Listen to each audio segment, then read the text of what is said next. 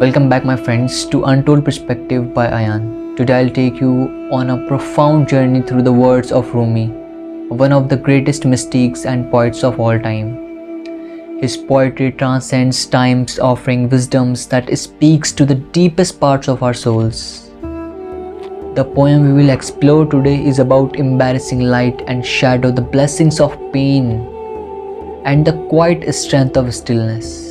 I'll read the poem and then we will break it down line by line, with references to the greatest thinkers, philosophers, and spiritual leaders.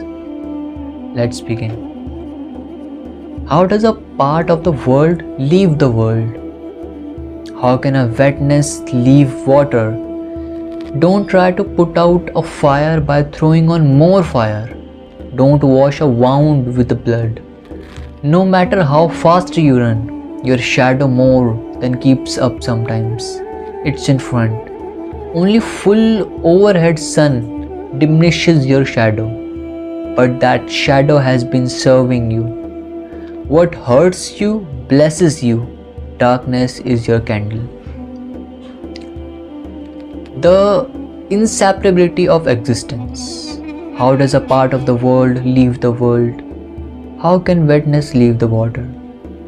Rumi starts with a question that points to the interconnectedness of existence, just as wetness is an inherent quality of water, same as a struggle, sufferings is a part of our life.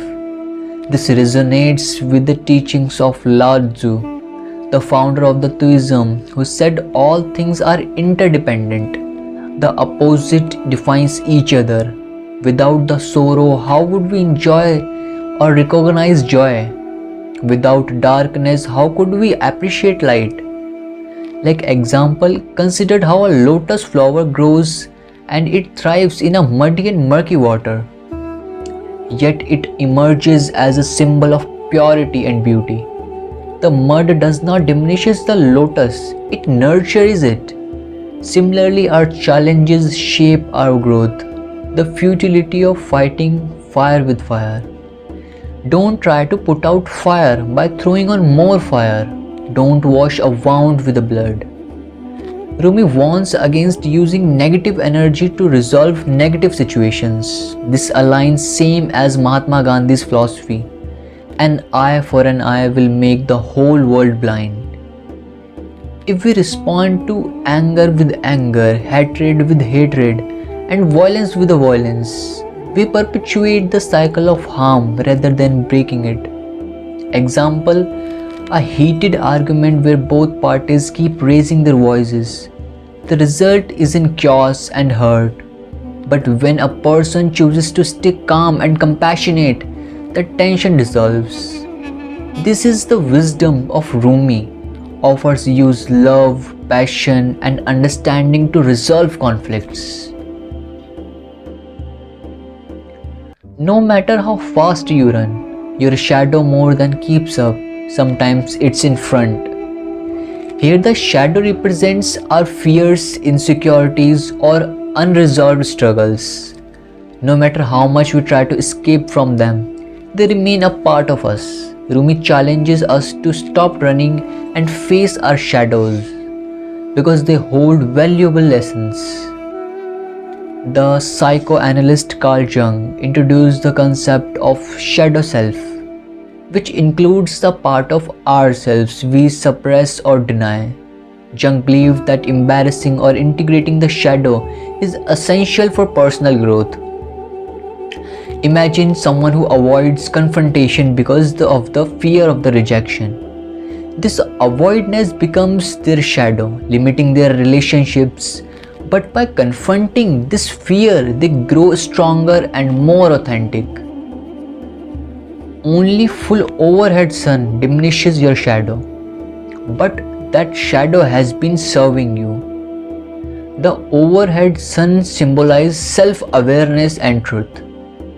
When we fully accepted and understand ourselves, our light and shadow, we can transcend our struggles. Yet Rumi reminds us that the shadow has a purpose. It teaches us resilience, humanity, and empathy.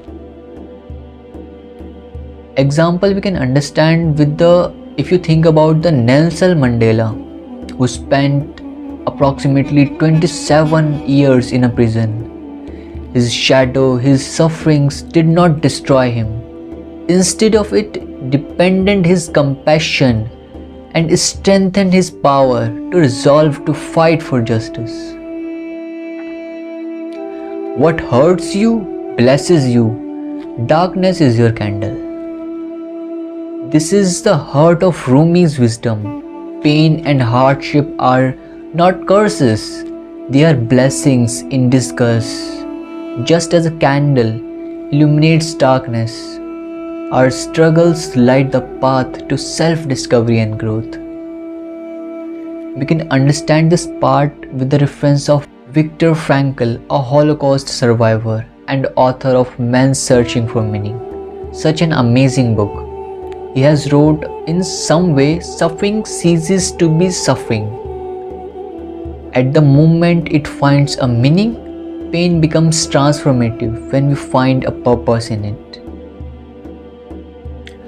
Rumi's words reminds us that our struggles are not obstacles, they are stepping stones. In the next video, we will dive into the second half of the poem, where Rumi speaks about silence, the soul, and the transformative power of stillness. Don't forget to like, share, and subscribe to Untold Perspective by Ayan.